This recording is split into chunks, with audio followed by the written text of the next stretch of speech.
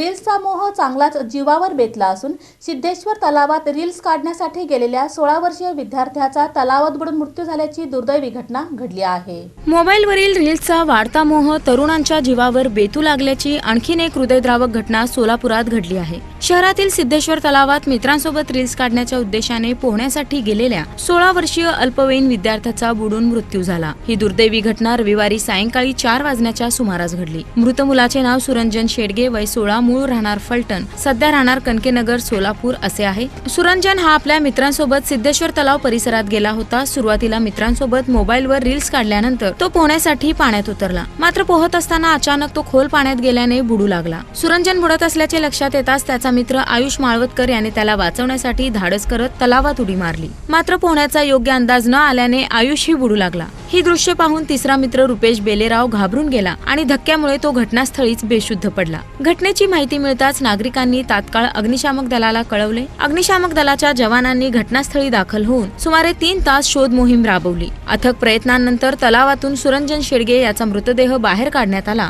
दरम्यान आयुष माळवतकर याला वाचवण्यात यश आले असून त्याच्यावर उपचार सुरू आहेत। मृत सुरंजन आणि आयुष हे दोघेही सोलापूर येथील शासकीय तंत्रनिकेतन मध्ये मेकॅनिकल डिप्लोमा प्रथम वर्षात शिक्षण घेत होते। हसत खेळत मित्रांसोबत गेलेला सुरंजन कायमचा निघून गेल्याने कनकेनगर परिसरात शोककळा पसरली आहे। घटनेची माहिती मिळताच फौजदार चावडी पोलीस ठाण्याचे पोलीस निरीक्षक तानाजी दराडे, पोलीस कर्मचारी गणपत चव्हाण व बीट मार्शल यांनी घटनास्थळी दाखल होऊन पंचनामा केला। पुढील तपास फौजदार चावडी पोलीस ठाण्याच्या वतीने सुरू आहे। या घटनेमुळे पुन्हा एकदा धोकादायक ठिकाणी पोहणे आणि सोशल मीडियासाठी जीव धोक्यात घालण्याचे गंभीर परिणाम समोर आले असून पालकांनी व तरुणांनी अधिक सावधगिरी बाळगण्याची गरज व्यक्त होत आहे।